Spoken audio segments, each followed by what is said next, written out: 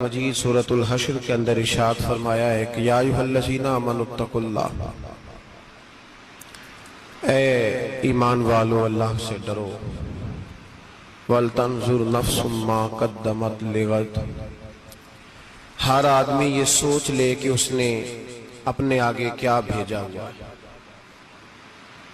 جو اس نے آخرت کے لیے جمع کرایا ہے وہ کیا ہے، یہ غور کر لے وہ۔ وَاتَّقُوا اللَّهَ، اور پھر ڈر جاؤ اللہ سے، ان اللہ خبیر بما تعملون، فرمایا تم جتنے مرضی پردے ڈالتے پھرو، تمہارے رب کو تمہارے تمام کاموں کی خبر ہے، اسے پتا ہے تم کیا کرتے، وہ جانتا ہے۔ عزیز دوستو، بزرگوں اور بھائیوں، قرآن مجید نے دو چیزوں پر بڑا زور دیا ہے، ایک اللہ کو ماننا، اور اللہ کو ماننے کا مطلب ہے نبی پاک کو بھی ماننا، اللہ کو ماننے کا مطلب ہے کتابوں کو بھی ماننا، قرآن پاک کو بھی ماننا۔ لیکن دو باتیں آپ کو زیادہ ملیں گی، ایک ایمان، اور اس کے بعد سب سے زیادہ زور ہے ایمان بالآخرت پر، آخرت کو مانو۔ وَمِنَ النَّاسِ مَن يَقُولُ آمَنَّا بِاللَّهِ وَبِالْيَوْمِ الْآخِرِ وَمَا هُمْ بِمُؤْمِنِينَ، اللہ فرماتا ہے کچھ لوگوں کا دعویٰ ہے کہ ہم اللہ اور آخرت پر ایمان رکھتے ہیں، حالانکہ وہ ایمان نہیں رکھتے، دعویٰ کرتے ہیں، نفاق کا مظاہرہ کرتے ہیں، منافقت کرتے ہیں۔ جو اللہ کو ماننے والا ہوتا ہے اس کا رنگ اور ہوتا ہے، جس کو پتا ہوتا ہے قیامت کے دن اللہ کے حضور کھڑے ہونا ہے، اس کے اعمال یہ نہیں مانتے، کہتے ہیں ہم مانتے ہیں، پر مانتے، دعویٰ ہے کہ ہم مانتے ہیں آخرت کو بھی اور اللہ کو بھی، پر نہیں مانتے۔ قیامت قائم ہونا ضروری ہے، اگر وقوع قیامت نہ ہو تو ظالم کی تو موجیں لگ گئیں، جابر تو موج کرے گا، فاسق اور فاجر تو کہیں گے دنیا میں بھی ہم اپنے اقتدار کے زور پر جیتے رہے، آج بھی ہمیں پوچھنے والا کوئی نہیں۔ عقلاً نقلاً قیامت کا قائم ہونا ضروری ہے، قیامت قائم ہوگی تو مظلوم کو اس کے ظلم پر داد رسی کی جائے گی اور ظالم کو سزا ملے گی۔ ایک آدمی ساری زندگی دنیا کے اندر لوٹ مار کرتا رہا، دھوکہ فریب فراڈ کرتا رہا، اس کی راتیں شراب و کباب میں گزر گئیں، وہ مرے اور بات ختم ہو گئی، ٹھیک ہے موج کر کے چلا گیا۔ ایک آدمی ساری زندگی اس نے اللہ تبارک و تعالیٰ کی رضا کے لیے اپنی نظر کی حفاظت کی، زبان کی حفاظت کی، یہاں تک کہ دل کی بھی حفاظت کی، وہ بھی مرے تو معاملہ ختم ہو گیا۔ اس طرح تو پھر سرکش کا کچھ بنے گا ہی نہیں، نظام زندگی ساری اس کی سوچ ختم ہو کے رہ جائے گی اگر قیامت قائم نہیں ہوتی۔ قیامت کا قائم ہونا حق ہے، اس لیے قرآن مجید نے ایک جگہ پہ نہیں 20 جگہ پہ یہ بیان فرمایا ہے کہ قیامت ضرور قائم ہوگی، قیامت، اور وہ قائم ہو کر اپنے سارے لوازمات سمیت قائم ہوگی۔ میرے نبی پاک صلی اللہ علیہ وسلم نے فرمایا مظلوم کو حق ملے گا، ظالم کو سزا ملے گی۔ جابر اس دن اللہ کی بارگاہ میں رسوا کیے جائیں گے، جن پر جبر کرتے رہے انہیں اللہ کے حضور سے عطا کیا جائے گا۔ قیامت کا وقوع ہونا ضروری ہے، اور قیامت تو جب قائم ہوگی تب ہوگی، دنیا میں بھی ایسا ہوتا ہے، ظلم کا انجام ٹھیک نہیں ہوتا، جبر کا انجام، جھوٹ کی زندگی لمبی نہیں ہوتی،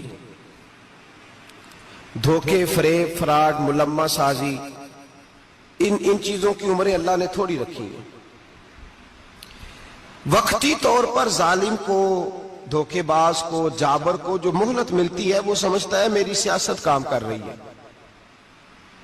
وہ سمجھتا ہے میں بڑا دانا ہوں، بڑا چالاک ہوں، دیکھ لو اتنے ظلم کے، جبر کے، دھوکے کے باوجود بنا ہوا ہوں، حالانکہ اللہ کی طرف سے اسے مہلت ملتی ہے اور بڑا ہی مہربان ہے۔ مہلت اس طرح دیتا ہے کہ میرے نبی پاک علیہ السلام نے فرمایا جب میرا مسلمان نیکی کرتا ہے تو اللہ فرشتوں سے فرماتا ہے 70 گنا بڑھا کے لکھ لو اس کی نیکی، 70 گنا، اور جب گناہ کرتا ہے تو اللہ فرماتا ہے ٹھہر جاؤ ابھی لکھنا نہ، اسے ٹائم دو۔ یا اللہ کتنا؟ فرمایا 24 گھنٹے تو دو، ہو سکتا ہے توبہ کر لے، یہ اس کی مہربانی ہے۔ اب وہ جو اللہ نے مہلت دی ہے نا کہ شاید توبہ کر لے، لوگ سمجھتے ہیں میری چالاکی کی وجہ سے نظام سیٹ چل رہا ہے، میں بڑا تیز ہوں، 2 4 5 باتیں بولتا ہوں، سب صحیح ہو جاتا ہے۔ لوگ اس کو اپنی دانائی سمجھ لیتے ہیں، حالانکہ وہ اللہ کی طرف سے۔ فرعون نے کئی 100 سال حکومت کی اور اس طرح اس نے ظلم کیے کہ لاکھوں اور ہزاروں بچے قتل ہی کرا دیے۔ 12,000 عورتوں کے پیٹ میں حمل تھا، اس نے ضائع کرا دیا۔ جب حضرت موسیٰ علیہ السلام اپنی قوم کو لے کے نکلے، رستے میں دریا آ گیا، فرعون پیچھے لگا ہوا تھا۔ وَإِذْ فَرَقْنَا بِكُمُ الْبَحْرَ فَأَنْجَيْنَاكُمْ، اللہ فرماتے تمہارے لیے میں نے دریا کو پھاڑا اور تمہیں نجات دے دی۔ وَأَغْرَقْنَا آلَ فِرْعَوْنَ، اور فرعون کو غرق کر دیا۔ وَأَنْتُمْ تَنْظُرُونَ، تم کھڑے دیکھ رہے تھے۔ اب جب حضرت موسیٰ دریا کے کنارے پہنچے تو فرعون بھی پیچھے آیا۔ فرعون لوگوں سے کہا کرتا تھا کہ میں کہتا ہوں تو دریا چلتا ہے، میں کہتا ہوں تو ہوائیں آتی ہیں، میرے حکم کے پابند ہے سارے۔ جاگ رہے نا آپ حضرات، غور فرمائیے گا بات پر۔ دعویٰ تھا اس کا کہ میں کہتا ہوں تو نظام زندگی چلتا ہے۔ اب جب دریا کے کنارے پہنچی حضرت موسیٰ علیہ السلام تو اللہ نے حکم دیا کہ آپ عصا ماریں۔ جناب موسیٰ نے عصا مارا، 12 رستے بن گئے۔ اب حضرت موسیٰ کی قوم گزر رہی تھی تو فرعون سے پوچھنے لگے کہ تو کہتا تھا میرے حکم سے چلتا ہے، تو وہ تو حضرت موسیٰ نے ڈنڈا مارا ہے تو رستہ بن گیا۔ باز نہیں آتا انسان باز بنے بڑے ہیں اس کے پاس، بڑی دلیلیں ہیں، جھوٹ سچ بول کے اپنے آپ کو مطمئن کرتا ہے، آخر دم تک تبدیل ہونے کو تیار نہیں ہوتا، دلیلیں گھڑتا رہتا ہے، بناتا رہتا ہے، شور کرتا ہے جان بوجھ کے۔ بھئی تو کہتا تھا میرے چلانے سے چلتا ہے، تو باز ابھی بھی نہیں آیا۔ کہنے لگا میں نے ہی حکم دیا ہے کہ ذرا پھٹ جا، مجھے یہ زندہ چاہیے۔ باز رسی جل گئی، بال کہنے لگا میں نے ہی کہا ہے دریا کو کہ یہ مجھے زندہ چاہیے، میرے بھاگے ہوئے ہیں تو اس لیے پھٹا ہے، تو آؤ میرے ساتھ دریا کراس کریں۔ تو پتا تو ان کو بھی تھا نا، جتنا تو رب بنا ہوا ہے، پتا تو تھا، سارے جانتے تھے۔ کہنے لگے تو پہلے کراس کر، اگر تو بچ گیا تو ہم بھی پیچھے آتے ہیں۔ اب چاروں ناچار۔ ایک روایت تو یہ ہے کہ یہ جب خدائی کا دعویٰ کرتا تھا نا، تخت پہ بیٹھا ہوتا تھا، تو ایک دن حضرت جبریل آئے اس کے پاس انسانی شکل میں، تو کہنے لگے میں بڑی دور سے آیا ہوں تو ایک مسئلہ پوچھنا تھا۔ کہا پوچھو۔ کہنے لگے ایک غلام تھا کسی بادشاہ کا، تو بادشاہ نے اسے تھوڑی دیر کے لیے ایک علاقے کی سربراہی دے دی۔ کتنی دیر کے لیے ہمیں سربراہیاں ملتی ہیں؟ کیوں جی؟ تھوڑی دیر کے لیے ملتی ہے نا، تھوڑی دیر کے لیے سربراہی دے دی ایک غلام کو۔ ذرا بات کو سمجھیے، حضرت جبریل پوچھتے ہیں، کہتے ہیں سربراہی مل گئی، اب وہ مالک ہی بن کے بیٹھ گیا ہے، وہ بات ہی نہیں سنتا، اس کو تھوڑی دیر کے لیے بنایا تھا، وہ تو خدائی کا دعویٰ کرنے لگا ہے۔ آپ بتائیں اس کا انجام کیا ہونا چاہیے؟ یہ مسئلہ پوچھنے آیا ہوں۔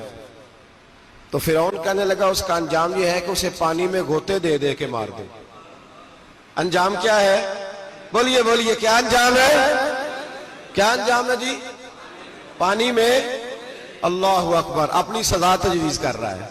اس کی سزا کہ اسے پانی میں گوتے دے دے کے مارو ظالم کو۔ اسے تھوڑی دیر کے لیے بنایا تھا اور وہ چھائی گیا ہے، قبضہ ہی کر گیا ہے۔ حضرت جبریل کہنے لگے جی آپ لکھ کے دے دیں گے؟ کہنے لگا لاؤ لکھ دیتے ہیں۔ لکھوا لیا، جناب جبریل رکا لے کے تشریف لے گئے۔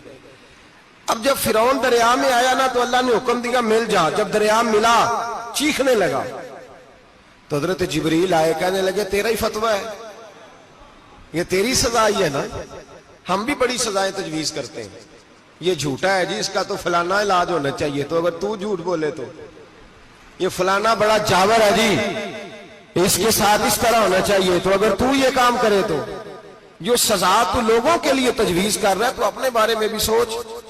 اب جب گوتے آئے نا، آخری وقت دیکھا وہ فرعون جو کہتا تھا میری مرضی سے دریا چلتا ہے، علامہ ساوی نے تفسیر ساوی میں لکھا ہے تڑپ کے رونے لگا۔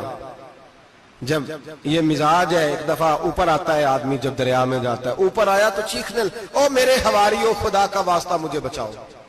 کہنے لگے تو کہتا تھا میری مرضی سے چلتا ہے، بے بسی ہے، تڑپتا ہے، روتا ہے، وارث شاہ مان کری نہ وارثاں دا، رب بے وارثہ کر کے ماردائی، تڑپ رہا ہے، چلا رہا ہے، کوئی مدد کو نہیں پہنچتا۔ اب جب آخری ہوتا آیا تو کہنے لگا آمنا بے رب موسیٰ و ہارون، میں موسیٰ کے رب کو بھی مان گیا، ہارون کے رب کو بھی۔ اللہ نے فرمایا نہیں، اب تیرا ماننا قابل قبول ہے، اس وقت ماننا تھا جب تجھے مہلت دی تھی، جب تو جوان تھا۔ بڑھاپا آتا ہے، بیماری آتی ہے، جوان آدمی بیماری کا شکار ہوتا ہے تو کہتا ہے یا اللہ ایک دفعہ صحیح کر دے، میں ساری پڑھا کروں گا، ایک دفعہ ٹھیک کر دے، میں مسجد میں رہوں گا، میں اگلے سال اعتکاف بھی کروں گا، میں ساری تراویح پڑھوں گا۔ تو اس وقت پڑھنی تھی جب تجھے مہلت دی تھی، اس وقت پڑھنا تھا جب اللہ نے تجھے آسانی دی، زندگی دی۔ اگلا وقت یہ حال ایک کا نہیں ہوا۔ نمرود کو دیکھ لیں، حضرت ابراہیم علیہ السلام کو کہتا تھا میں رب ہوں، آپ نے فرمایا رب تو وہ ہے جو زندہ کرتا اور مارتا ہے۔ ایک موت کا قیدی بلایا، کہنے لگا ہاں بھائی کتنے دن رہ گئے تھے پھانسی میں؟ کہنے لگا جی پرسوں ہونی تھی، کہا جا تجھے آزاد کیا، لو میں بھی زندگی دیتا ہوں۔ ایک بے گناہ آدمی کو پکڑ کے قتل کر دیا، کہتا میں بھی مارتا ہوں۔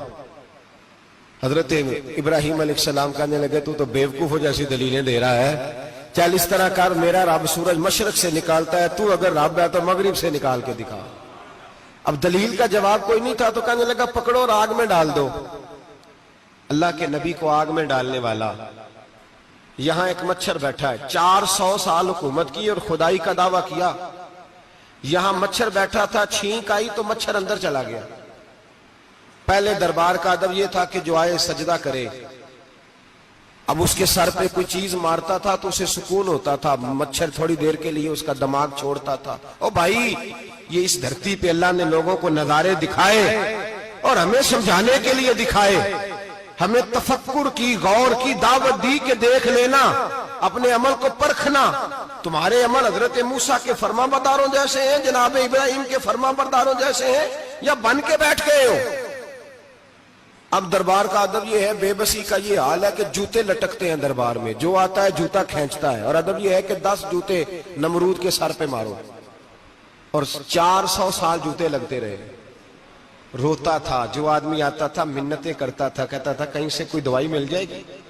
پاگلوں جیسی زندگی گزاری، پاگلوں جیسی سخت، وہ تو حساب، وقوع قیامت تو حساب ہوگا ہی۔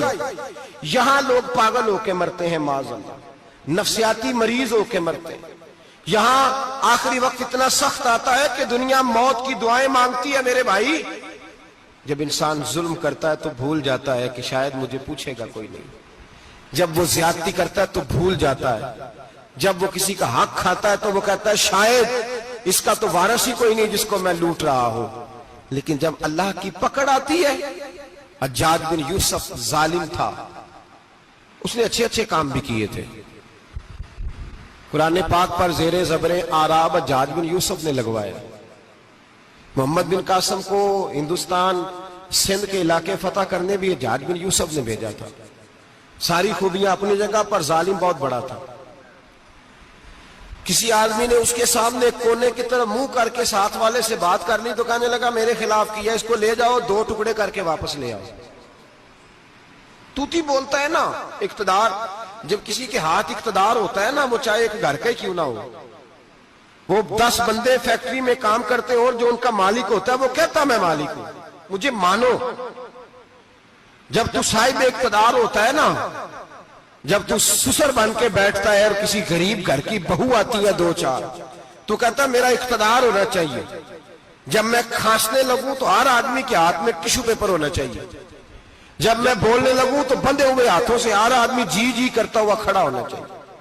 جس آدمی کا، اور یہ کام بہو بھی کرتی ہے کئی دفعہ، وہ بھی کہتی ہے کہ تمہیں پتا نہیں میں کتنا لمبا چوڑا جہیز لے کے آئی ہوں، جب میں سونے کے لیے اپنے بیڈ روم میں جاؤں تو خبردار بوڑھے بابے کو اجازت نہیں کہ وہ کھانسے، اماں کو چاہیے کہ اگر اس کو بڑی سخت پیاس بھی لگی ہے تو میرے سوتے سوتے باورچی خانے میں برتن نہ کھٹکھٹائے۔ جو جہاں بھی جس اسٹیج پہ بھی بیٹھتا ہے وہ کہتا ہے کوئی نہیں مجھے پوچھنے والا، میں مطلق العنان ہوں۔ جوان بوڑھوں کا مذاق اڑاتے ہیں، سمجھتے ہیں شاید کبھی بوڑھے نہیں ہونا، مذاق اڑاتے ہیں۔ تندرست لوگ بیماروں کا مذاق اڑاتے ہیں، شاید کبھی بیمار نہیں ہونا۔ حجاج بن یوسف ظالم تھا، ظلم کرتا تھا، زیادتی کرتا تھا۔ حضرت سعید بن جبیر ایک تابعی بزرگ تھے، اتنے بڑے بزرگ تھے کہ ساری رات نماز پڑھتے تھے، سارا سال روزہ رکھتے تھے۔ ایک دن انہوں نے منبر پہ بیٹھ کے کہا کہ حجاج ظلم سے باز آ جائے ورنہ اللہ کی لاٹھی بڑی بے آواز ہے. اللہ کی لاٹھی، اس کا کیا مطلب ہوتا ہے؟ اس کا مطلب ہے جب رب کی لاٹھی چلتی ہے تو اس کی آواز، جی اس کا پہلے کوئی پیغام، وہ پہلے اعلان نہیں کرتا کہ تگڑے ہو جاؤ لاٹھی چلنے لگی ہے. لاٹھی چلتی ہے پر اس کی آواز، سمجھ آ رہی ہے میری بات کی؟ جمعۃ الوداع کے لیے تشریف لانے والے احباب خاص غور فرمائیے گا. حجاج بن یوسف کو پتا چلا کہ حضرت سعید بن جبیر نے میرے خلاف بات کی، بلا لیا، کہنے لگا تو نے میرے خلاف بات کی ہے؟ فرمانے لگے کی ہے. کہنے لگا تجھے پتا ہے میں قتل کر دوں گا؟ آپ فرمانے لگے نہ تو زندگی کا مالک ہے نہ موت کا مالک ہے، تو کیسے قتل کر؟ کہنے لگا تجھے پتا ہے میرا؟ فرمایا میں نے تجھے نہیں، میں نے تو کئی شداد، کئی حماد، کئی قارون، کئی فرعون، کئی نمرود دیکھے، کئیوں کی داستانیں سنی، تو کون ہے؟ تو چھوٹا سا ہے. ایک جملہ ہے ملا جلال الدین رومی کا، بڑے درویش تھے، ایک بات کہہ گئے، کہنے لگے نمرود جتنے پیسے نہیں، فرعون جتنی حکومت نہیں، قارون جتنی دولت نہیں، ورنہ فرمانے لگے میرے زمانے میں بھی کئی لوگوں کا خدا بننے کو دل کرتا ہے، کئی لوگوں کا دل کرتا ہے، لیکن نمرود جتنے پیسے، فرعون جتنی طاقت اور قارون جتنی دولت نہیں، ورنہ ہو سکتا ہے لوگ دعویٰ کر جائیں معاذ اللہ ثم معاذ اللہ. یہ آج سے کئی سو سال پہلے وہ کہہ رہے ہیں، آج تو حالات بڑے ابتر ہیں، اس کی نسبت خطرناک. فرمانے لگے حضرت سعید بن جبیر تو زندگی موت کا مالک نہیں. کہنے لگا پکڑو، قتل کرو اسے، لے جاؤ. جب پکڑ کر کھینچ کر لے جا رہے تھے نا تو حضرت سعید بن جبیر مسکرانے لگے. اب ظالم کے سامنے مسکرائے تو اس کو بڑا غصہ آیا، یہ میرا مذاق اڑاتا ہے. بلا لیا، ادھر آؤ، کیوں مسکرا رہے ہو، کیا ہوا؟ تو حضرت سعید بن جبیر کہنے لگے میں مسکرا رہا ہوں تیری بیوقوفی پر اور اپنے اللہ کی دی ہوئی ڈھیل پر. میں مسکرا رہا ہوں کہ یا اللہ کیا بات ہے، کیا تیرا شان ہے، کیسے لوگوں کو ڈھیل دی ہوئی ہے. میں مسکرا رہا ہوں تیری بیوقوفی پر کہ تو سمجھتا ہے شاید مجھے پوچھنے والا کوئی نہیں. کہنے لگا اس کو باہر نہ لے جاؤ، میرے سامنے قتل کرو. ٹھیک ہے جی، قتل کرنے لگے تو حضرت سعید بن جبیر نے منہ کعبے کی جانب کر لیا. انی وجہت وجہی للذی فطر السماوات والارض حنیفا وما انا من المشرکین. جب آپ نے یہ آیتیں پڑھی نا کہ میں نے منہ کر لیا ہے اپنے رب کی جانب، کرو مجھے قتل. کہنے لگا نہیں نہیں، اس کا منہ پھیرو، کعبے کی طرف ہو کے قتل نہ ہو. ہے ظالم پر پاگل ہو گیا ہے. حضرت سعید بن جبیر کے حوصلے نے شکست دے دی، ناکام ہو گیا، مخبوط الحواس ہو. کہنے لگا اس کا منہ پھیر دو.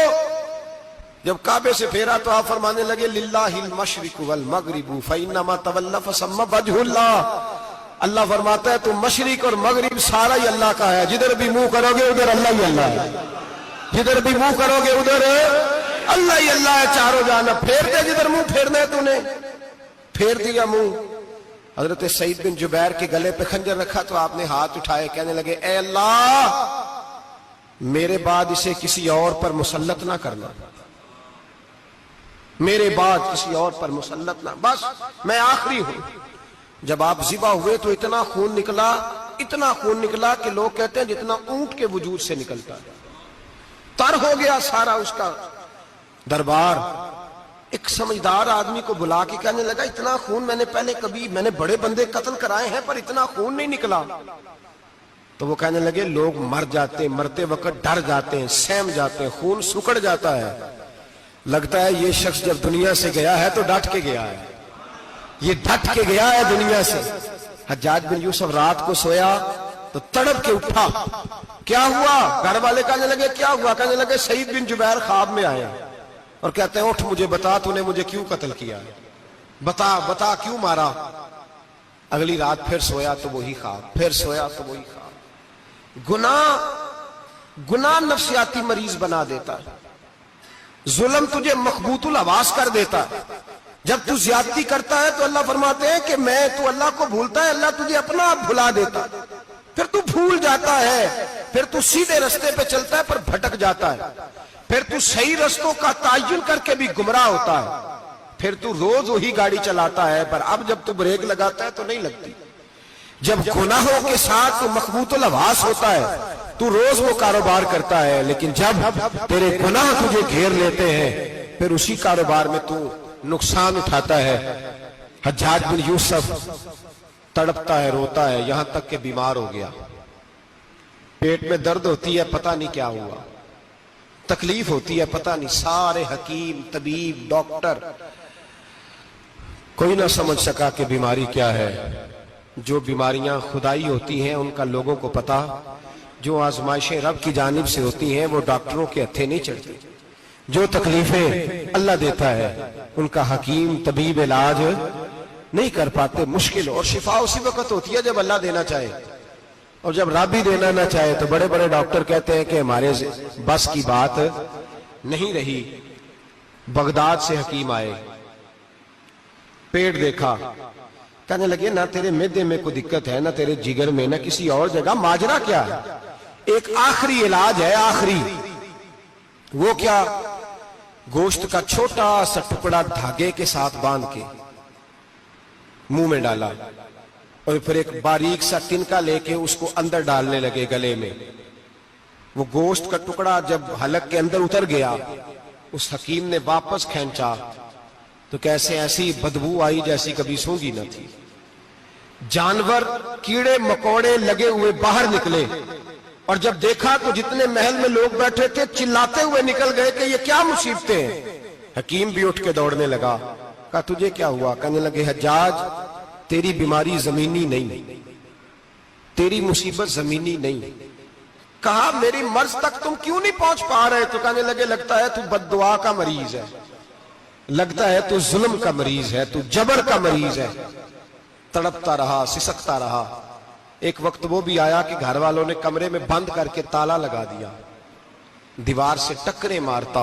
او بھائی، جو گناہوں کے بیمار ہوتے ہیں انہیں شفا نہیں ہوتی، جو ظلم، جبر، بربریت کے بیمار ہوتے ہیں انہیں سکون قلبی میسر نہیں آتا۔ دوائیاں ان بیماریوں کی بنی ہوئی ہیں جو بیماریاں زمینی ہیں، جو بیماریاں خوراک کی بد پرہیزی سے ہوتی ہیں، جو گناہوں کی بد پرہیزی سے ہوتی ہیں، ان کی بیماریاں، ان کی شفا توبہ ہے، ان کی شفا رجوع اللہ ہے، ان کی توبہ، اللہ سے معافی مانگنے سے شفا ہوتی ہے۔ حجاج جب مرنے لگا تو بلایا، یہ رنگ بھی ذرا ملاحظہ کیجئے گا، دو چار قریبیوں کو بلایا، پتہ ہوتا ہے نا اپنے کرتوتوں کا آدمی کو، پتہ سارا ہے سردار نوکیتیاں دا، پتہ ہوتا ہے سارا۔ بلا کے کہنے لگا جب میں مر جاؤں تو مجھے رات کو دفن کرنا ہو۔ کیوں بھئی، عورت ہے؟ کہنے لگا نہیں، رات کو دفنانا۔ ٹھیک ہے، رات کو دفنا دیں گے۔ پھر کہنے لگا جب صبح ہو جائے تو صبح ہونے سے پہلے پہلے میری قبر زمین کے برابر کر دینا، نشان مٹا دینا۔ کہا وجہ؟ تو کلمہ پڑھتا ہے، حضور کا حکم ہے کہ قبر کم از کم ایک بالش، ایک گٹ اونچی ہونی چاہیے زمین سے، کم از کم، تو تیری قبر مٹا دے، وجہ؟ پتہ ہوتا ہے اپنے ظلموں کا۔ کہنے لگا مجھے پتہ ہے لوگ میرے مرنے کے بعد میری قبر بھی نہیں چھوڑیں گے، دنیا میں تو میرے جبر کی وجہ سے کوئی آ نہ سکا، لیکن میری قبر بھی لوگ جنازوں میں باتیں شروع کر دیتے، جنازوں میں۔ میں نے ایسی بھی داستانیں سنی ہیں کہ کوئی مرا تو لوگ جوتوں کا ہار قبر پہ ڈال آئے۔ نہیں بھائی، تو جب زندہ تھا تو تیرے جبر ظلم کی وجہ سے نہیں کو بول سکا۔ ایک تو ہے قیامت میں حساب ہوگا، یہاں دنیا میں حساب ہونے لگتا ہے۔ اتنی لمبی زبانیں لوگوں کی لٹک کر مرتے وقت باہر نکل آتی ہیں۔ دعا کریں، جمعہ ہے، اللہ تعالیٰ ایمان کی موت عطا فرمائے، دعا فرمائے رب تعالیٰ، اللہ تبارک و تعالیٰ توبہ کر کے جانے کی توفیق عطا فرمائے، جاگے جاگے اور سنے اور دعا کرے، اے اللہ تو ہمیں ظلم سے ویسے ہی محفوظ فرما، اگر ہم زیادتی کرنے لگے تو اے اللہ ہمیں اس سے منع فرما، ہمیں اس سے تو یہ توفیق دے کہ ہم باز آ جائیں اس گناہ سے۔ میرے بھائی، ایک تو دنیا میں سزا ہے، پھر قیامت کی سزا ہے، اور وہ زیادہ سخت ہے، وہ زیادہ سخت ہے۔ ہم لوگوں نے نا ہیلے بہانے بڑے بنائے ہوئے ہیں۔ بینک کے ساتھ کاروبار کرنے والا کہتا ہے نہیں نہیں، مجبوراً لیا ہے، مجبوراً مر رہا تھا تو، آخری لبوں پہ تھا تو جائز ہے، جائز ہے۔ اس وقت جب تجھے کھانے کو لقمہ نہ لگے تو حرام کھانا بھی جائز ہے، کیا دقت تھی؟ کیوں اللہ رسول کے مقابلے میں کھڑا ہوا تو؟ کیوں سود کا دھندا کیا؟ کیا تکلیف تھی؟ کہاں تو الجھ گیا تھا؟ ہم جان بوجھ کے اپنے لیے جہنم کٹھی کرتے ہیں، پھر کہتے ہیں سکون نہیں زندگی میں۔ کہاں سکون آئے گا؟ کیسے آئے گا؟ ہم نے خود آگ لگائی ہے چمن میں اپنے، جو قیامت کی سزا ہے۔ میرے نبی پاک علیہ السلام نے فرمایا رب تمہیں سامنے کھڑا کرے گا، اور کس طرح کھڑا کرے گا؟ فرمایا لوگوں کے وجود سے کپڑے اتر جائیں گے، زمین اس طرح دہکے گی جس طرح تانبا زمین پہ رکھا جائے اور آگ جلائی جائے۔ تانبا دیکھا آپ لوگوں نے؟ یہ بھی گرمی گزری ہے نا، تو فرش پر جب سورج پڑتا تھا تو ننگے پاؤں چلا نہیں جاتا تھا، صحیح کہہ رہا ہوں؟ ننگے پاؤں، بچے کا پیر زمین پہ لگتا ہے تو چیخ اٹھتے ہیں، کہتے ہیں اوہ جل گیا پیر، حالانکہ یہ فرش دنیا کے۔ اور اگر تانبے کے اندر خاصیت ہے کہ اگر کوئی دھات جلدی اور زیادہ گرم ہوتی ہے تو وہ تانبا ہے۔ میرے نبی نے مثال دی تو اس کی دی جو سخت تھا، فرمایا تانبے کی طرح زمین تپائی جائے گی، اور پھر ننگے پاؤں رب تمہیں کھڑا کرے گا۔ آج سورج کی پشت تمہاری جانب ہے، قیامت میں منہ تمہاری جانب ہوگا۔ نیزہ آپ نے دیکھا ہوگا، نیزہ ہوتا تھا، فرمایا یہ جو تم نیزے دیکھتے ہو صرف 1.25 نیزے کے برابر سورج قریب آ جائے گا، اور پھر اللہ تمہیں سامنے کھڑا کر کے تم سے سوال جواب کرے گا۔ اور حضور نے کہہ دیا ہے تو اب کسی نعت خواں کے کہنے سے بات بدل سکتی، کسی پیر کے کہنے سے جملہ بدل سکتا؟